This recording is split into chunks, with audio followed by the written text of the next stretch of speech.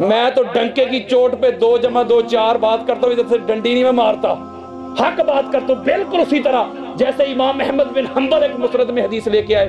امام احمد بن حنبل، آقا علیہ السلام جب مکہ کو، خانہ کعبہ کو بتوں سے پاک کر رہے تھے، ایک بت ذرا شاہ صاحب اونچا آ گیا، مولا کہتے ہیں آقا میں آپ کو اٹھاتا ہوں، آپ بت گرا دیں۔ ذرا متن سنیں، امام احمد بن حنبل لے کے ہیں، کان علی الکعبۃ اصنام فذهبت لاحمل النبی الیہا فلم استطع فحملنی۔ مولا کہتے ہیں جب بت ایک اونچا تھا نا تو میں نے آقا کو، آقا میرے کندھوں پہ آ جائیں، بت گرا دیں۔ کہتے ہیں میں آقا علیہ السلام کو اٹھانا چاہا، اٹھا نہ سکا۔ آقا کہتے نہیں علی میں تیرے کندھوں پہ نہیں آتا، تو میرے کندھوں پہ آ۔ ذرا جاگتے ہوئے یار سنے نا، مزہ نہیں آ رہا مجھے۔ پھر آپ کہتے ہیں یہ ہے تو وہ، سنیں توجہ سے، یار لوگ اس کی شرح کرتے ہیں، یار لوگ کہتے ہیں دیکھیں بھائی، آقا علیہ السلام نے یا علی پاک کو کہا تھا علی تو میری نبوت کا بوجھ نہیں اٹھا سکتا، تو میری نبوت کا بوجھ نہیں اٹھا سکتا۔ علی علیہ السلام نے اٹھانا چاہا، اٹھا نہ سکے۔ سیدنا صدیق اکبر رضی اللہ تعالیٰ عنہ آقا علیہ السلام کو اٹھا کے غار ثور میں لے گئے۔ لہٰذا اس کی شرح کر رہے کرنل صاحب، لہٰذا صدیق اکبر نے اٹھا لیا، مولا سے اٹھایا نہ گیا آقا کی نبوت کا بوجھ، تو لہٰذا صدیق اکبر افضل ہیں، طاقت والے ہیں، قوت والے ہیں۔ یہ کرتے ہیں شرح، ذرا جواب سنو ذرا جاگتی آنکھوں سے۔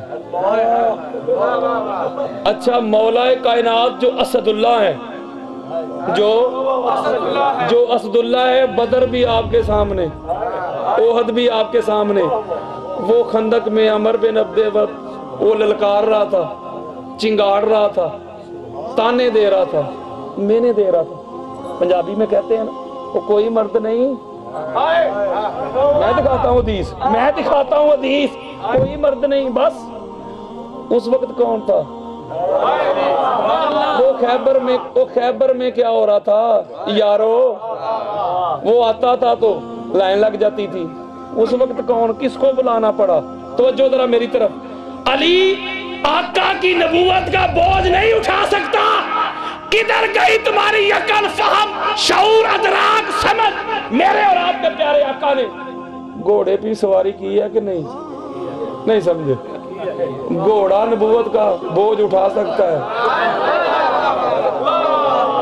میرے آقا نے دراز گوشت کی سواری کی ہے، دراز گوشت آسان کر دیتا ہوں، گدھا۔ آقا علیہ السلام نے گدھے کی بھی سواری کی ہے، گدھا، وہ گدھا بھی حضور کی نبوت کا بوجھ اٹھا سکتا ہے۔ یارو میرے مولا کے مقام کو اتنا معادلہ گرا رہے ہو، یہ حسد ہے، بغض ہے، عناد ہے، کینہ ہے، عداوت ہے۔ ارے میرے آقا نے کہا علی میں تیرے کندھوں پہ آؤں گا تو یہ اتنی عظمت کی بات نہیں ہوگی، تو میرے کندھوں پہ آ، میں دنیا کو بتانا چاہتا ہوں یہ مصطفیٰ کی مہر، یہ مصطفیٰ کے کندھے سارا زمانہ ان کو چومتا ہے، اس کی طرح پشت نہیں کرتا، طواف کرتا ہے، تن من دن لٹاتا ہے۔ دنیا کو بتانا چاہتا ہوں مصطفیٰ کے کندھوں پہ یا علی آتا ہے یا علی کی اولاد آتی ہے۔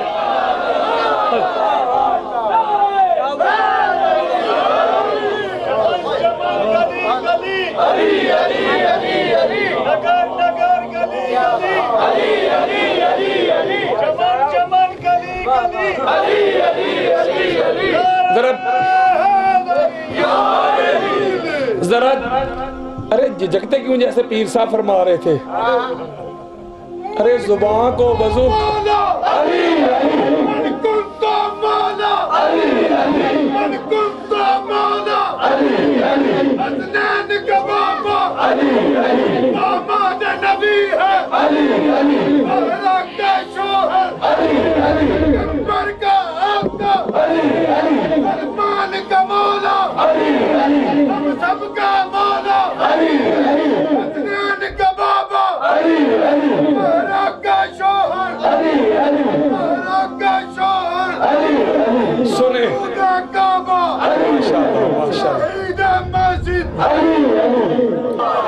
یارو میں حدیث دکھاتا ہوں، امام احمد بن حنبل کی مسند اٹھا کے لاؤ۔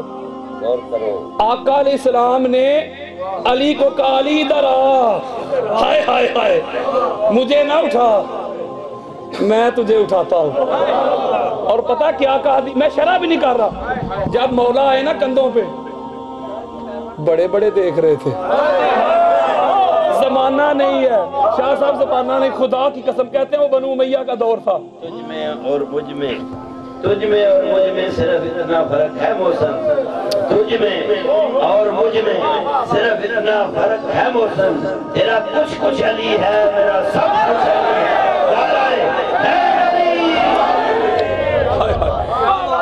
हदीस है,